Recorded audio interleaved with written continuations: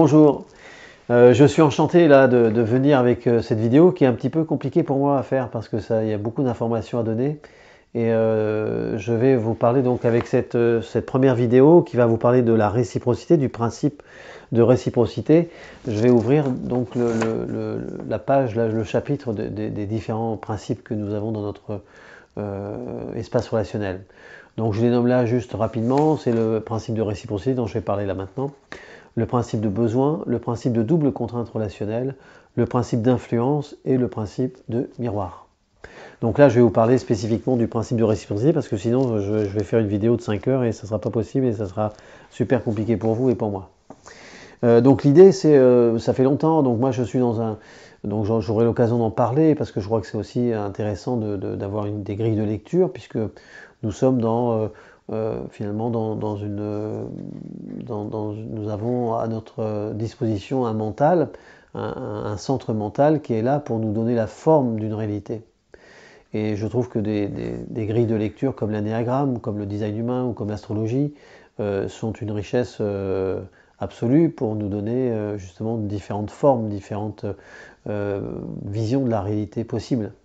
Et je me suis personnellement trouvé dans cette grille de lecture que représente l'anéagramme et j'ai trouvé ça absolument merveilleux de connaissance et de justesse, en tout cas dans la vie qui est la mienne et dans ma réalité. Et du coup, ce profil dans lequel je me suis retrouvé pleinement est dans un évitement. Donc chacun des profils s'inscrit dans un évitement. Et moi, je suis plutôt dans l'évitement d'éviter le conflit, de base, de manière égotique, de manière à un ressort forcené à éviter le conflit. Et ce conflit, cet évitement du conflit amène la recherche d'harmonie. Et donc cette grille de lecture m'amène effectivement à être dans cette veine de mieux vivre ensemble. Et c'est le titre de mon bouquin, le sous-titre de mon bouquin. Et donc j'ai toujours dans cette dynamique-là, qui est la mienne, j'ai toujours cherché effectivement à poser des bases qui pourraient nous permettre de mieux vivre ensemble, de créer l'harmonie sur cette planète, de trouver le mode d'emploi finalement de comment on fonctionne d'un point de vue relationnel. Et du coup, c'est ça qui m'a animé dans mon existence. Et j'ai mis 18 ans à écrire un bouquin et finalement à pouvoir l'éditer après avoir trouvé une perle rare, Anne Martin, pour faire les illustrations de ce livre. Et que donc, cette quête, elle a commencé à un moment donné quand je suis tombé sur cet adage qui disait ne fais pas à l'autre ce que tu n'aimerais pas qu'on te fasse.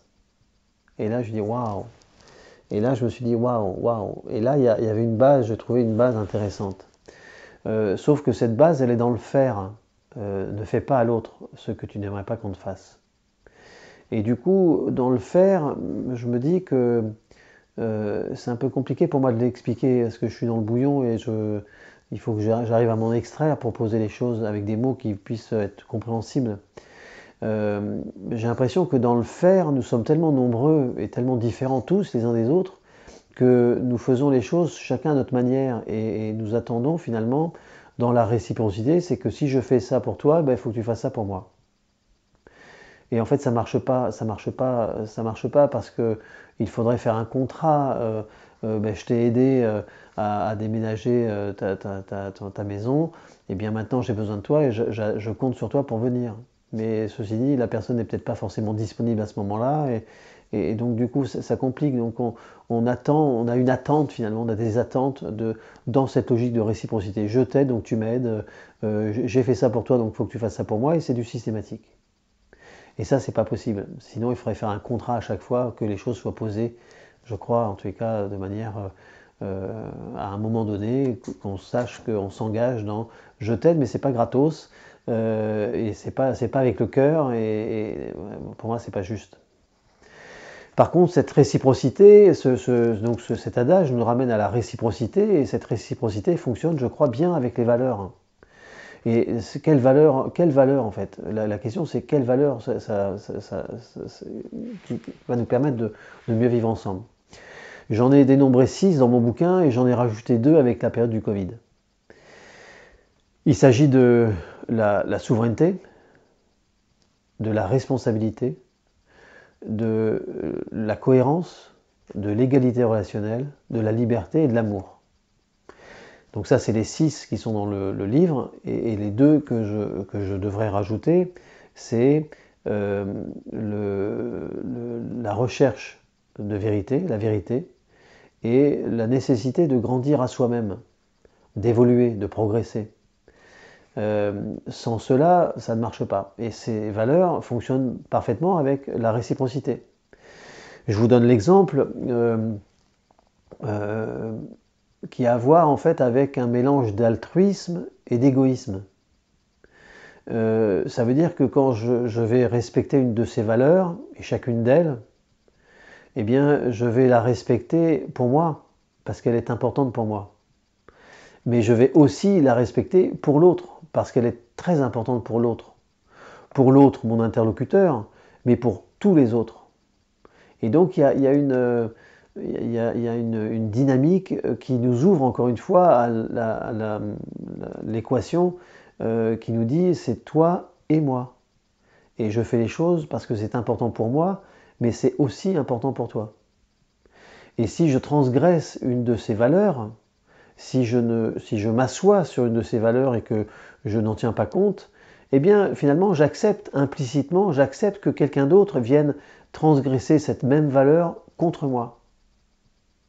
Et donc c'est pas possible, enfin il y a quelque chose qui n'est pas possible, sinon ça serait, enfin je sais pas, pour vous donner une image, ça serait se tirer une balle dans le pied, ça serait mettre le feu dans le local poubelle de son propre immeuble, enfin c'est un truc de dingue, c'est pas possible, on peut pas faire ça. Et donc cette réciprocité fonctionne avec ces valeurs. Alors je vous donne l'exemple de la souveraineté, et la souveraineté reste pour moi une valeur extrêmement importante. La souveraineté, c'est le pouvoir, alors mettons-nous d'accord sur la définition de la souveraineté, pour moi c'est le pouvoir et la liberté que j'ai dans ma vie, que vous avez dans votre vie, pouvoir et liberté de faire un choix, des choix et prendre des décisions dans votre vie, et dans ma vie. Et dans mon carré sur mon corps, c'est un pouvoir, une liberté absolue, totale, inaliénable. Pourquoi c'est inaliénable? C'est pas parce que c'est moi qui le dis. Ça n'a rien à voir avec un dogme ou ça n'a rien à voir avec de la morale. C'est juste du bon sens. Et alors pourquoi? Parce que quand je fais un choix, quand je prends une décision dans ma vie, alors des décisions importantes, c'est pas aller faire les courses, acheter des carottes ou des pommes de terre. C'est des choses importantes. Eh bien, je serai le seul à devoir assumer les conséquences heureuses ou malheureuses de ce choix ou de ces décisions. Ce qui veut dire que si je choisis d'acheter une voiture et de faire un crédit pour cette voiture, je devrais assumer les conséquences de cette décision. Et donc de payer le crédit jusqu'à la fin du contrat. Et ce n'est pas quelqu'un d'extérieur qui va m'imposer d'acheter une voiture et de faire un crédit. Ça ne peut pas venir de l'extérieur parce que ce n'est pas cette personne qui va m'imposer quelque chose dans ma vie qui va devoir assumer les conséquences heureuses ou malheureuses de ce choix, de ces décisions. Donc c'est du pur bon sens. Comment on dit, une ingérence. Ça serait une ingérence de venir mettre les 2 pieds dans le terrain qui est le mien, sur le carré qui est le mien, dans ma vie.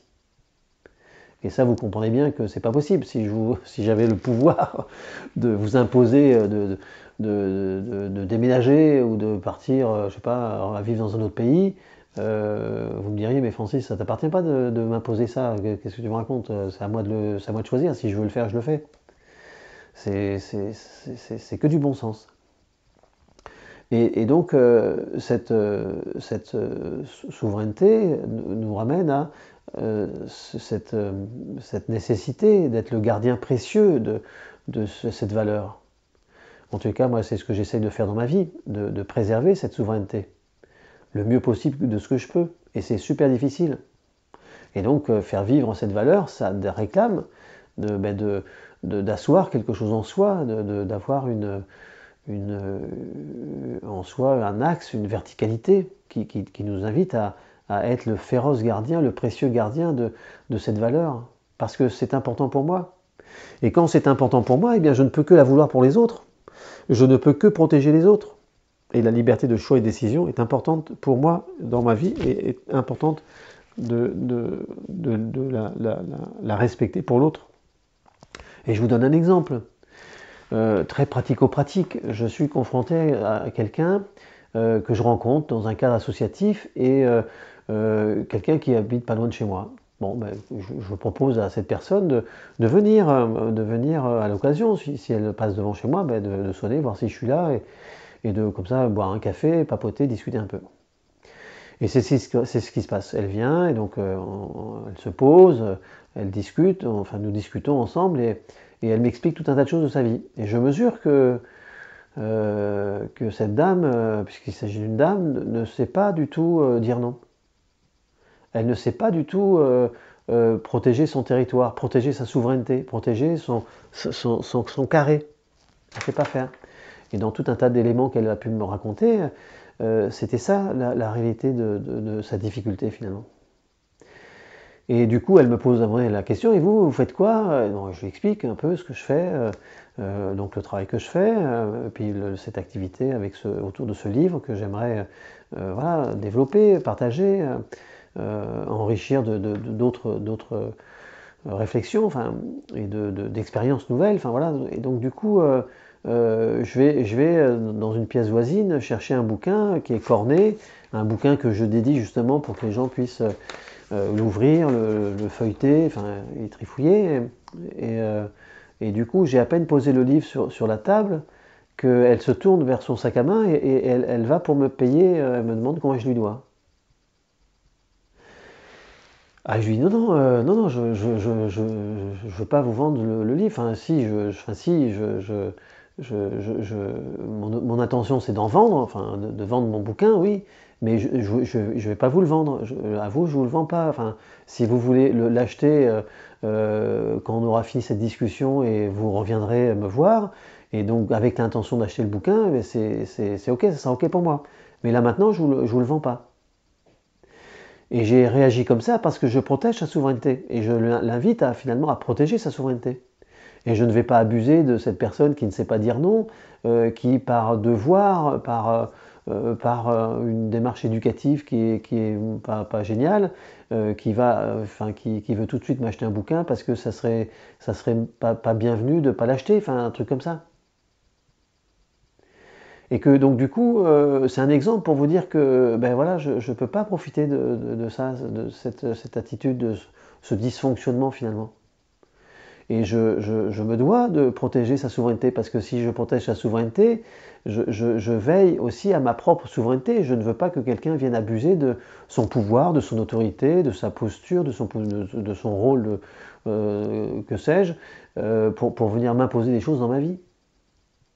Et c'est pareil pour la responsabilité. Si je ne veux pas aller en prison pour la faute d'un autre, eh bien je me dois à chaque fois que je fais une erreur et que je fais une bêtise, eh bien j'assume ma responsabilité dans ce que j'ai fait. Et si je casse, comme c'est arrivé, un élément électrique chez une amie en arrachant un fil, eh ben, je rembourse, je paye, je paye ce que j'ai cassé. J'agis dans la responsabilité qui est la mienne, parce que je ne voudrais pas à l'opposé que quelqu'un fasse la même chose que moi et se défausse de pas rembourser son erreur. Et c'est valable pour la cohérence. Si je veux que l'autre soit cohérent avec moi, eh bien je me dois d'être cohérent avec moi-même et avec l'autre. Et c'est pareil pour l'égalité relationnelle. Si je veux être traité à l'égal de l'autre, eh bien je me dois de traiter l'autre comme mon égal, quel que soit son sexe, quelle que soit la couleur de sa peau. Enfin voilà, nous sommes des êtres humains avant tout. Et c'est pareil pour la liberté. Et c'est quoi la liberté? Enfin, c'est déjà respecter ses valeurs, ces différentes valeurs que je viens de nommer. Et que déjà, respecter ses valeurs, on ne peut pas faire n'importe quoi. On n'est pas forcément libre de faire ce que l'on veut, bien évidemment. Et que donc la liberté, elle est aussi dans une logique de réciprocité. Je ne peux pas me sentir libre de faire ce que je veux et puis d'interdire aux autres de faire des choses. C'est pas possible. la liberté d'expression, notamment. Je suis libre de m'exprimer, de dire ce que j'ai à dire. Après, chacun s'exprime comme il le souhaite, comme il le veut, comme il le peut. Et c'est OK, enfin, nous sommes libres. Et c'est pas d'autres personnes de nous dire où est la limite de la liberté. La loi est suffisante pour ça. Et puis l'amour, c'est pareil. L'amour, la réciprocité de l'amour, c'est pareil. Si je veux être aimé tel que je suis, ben je me dois d'apprécier l'autre, de l'aimer tel qu'il est lui-même aussi. Et donc d'avancer aussi sur cette dimension d'amour donc les petits frères de l'amour, c'est le respect. Ça commence par le respect, donc de respecter l'autre. On ne peut pas, dans une logique de cohérence, être dans l'irrespect, d'insulter des gens, de les traiter comme des bons à rien, et puis de vouloir être respecté et traité comme un roi. C'est pas possible. Donc ça veut dire que ce principe de réciprocité, il fonctionne très bien avec ces valeurs. Et puis je rajoute les valeurs de grandir. Si effectivement il est important pour moi, dans la relation que je peux ouvrir avec les gens, de grandir, ça veut dire de m'ouvrir à l'autre, de m'ouvrir à le fait qu'il soit un étranger, un inconnu, un extraterrestre, quelqu'un qui possède des qualités que je n'ai pas, des compétences que je n'ai pas, une expérience que je n'ai pas, une culture que je n'ai pas, et c'est une richesse de s'ouvrir à ça.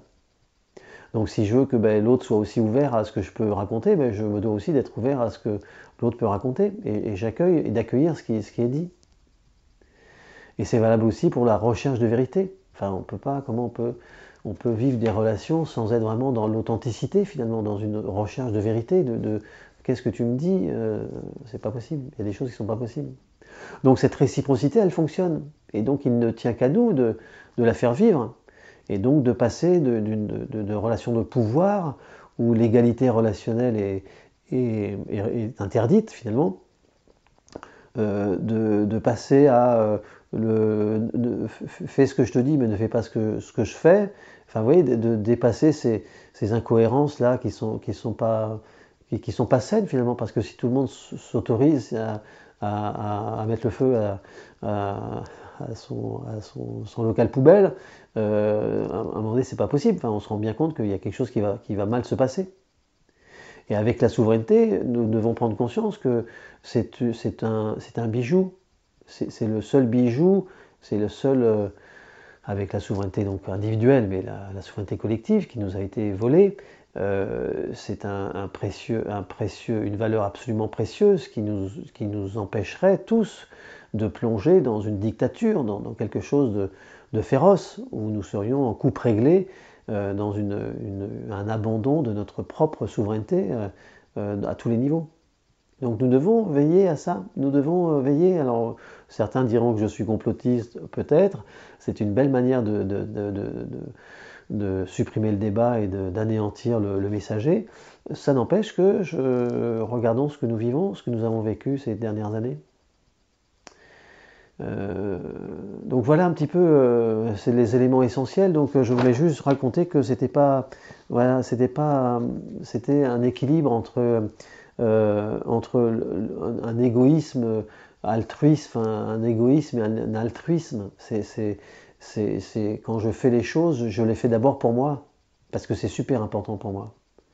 Et je le fais aussi pour les autres, parce que si je ne le fais pas pour les autres, je me priverai de ces valeurs et de la sécurité, de la cohérence, de la justesse que m'offrent ces valeurs. Voilà, encore une fois, je suis dans mon univers, dans mon monde. Voilà, peut-être que ce que je raconte est hors sol pour beaucoup. Je ne sais pas comment vous allez prendre le message. Voilà, moi je trouve que c'est extrêmement intéressant de prendre la mesure de ce qui se passe dans notre espace relationnel, de ce qui se passe dans cet espace que nous ouvrons 1000 fois par jour avec les autres dans notre vie privée, mais aussi la relation que nous avons avec nos institutions sur un plan plus collectif. Et alors si nous voulons créer le paradis, nous avons intérêt à regarder ce qui se passe dans cet espace. Nous avons intérêt à regarder comment nous fonctionnons, comment ces principes, ces différents principes qui sont là, qui sont présents et qui nous apportent en fait une verticalité, un axe, une certaine dimension éthique de cet espace relationnel. Voilà, je vous laisse Je vous laisse avec tout ça, avec toutes ces informations-là. Je vous laisse faire le tri de ce qui résonne en vous, de ce qui vous porte ou pas. Et puis voilà, la prochaine fois, je parlerai d'une autre, du principe de besoin qui est aussi important. Ils sont tous importants. Enfin, pour moi, tout est important. Donc, je vais tâcher de faire le tour du sujet autour de ces 5 principes. Voilà, je vous remercie de votre attention. Je vous invite encore une fois, si ce n'est pas le cas, de vous abonner à une chaîne ici ou ailleurs, et puis de partager, si vous voulez bien, ces vidéos, si elles vous enchantent, enfin, si ça vous semble intéressant, de les partager à des gens qui pourraient être sensibles à ce qui se passe dans leur espace relationnel. Et comme nous sommes tous au cœur, cette relation est au cœur de nos vies à tous, je trouve que c'est important que nous puissions être le plus grand nombre, plus nous sommes nombreux à avoir des informations qui me semblent justes, et peut-être pas. Peut-être que faut que j'accepte aussi que ma réalité n'est que ma réalité personnelle et que c'est comme ça. Je vous remercie, je vous dis à bientôt, au revoir.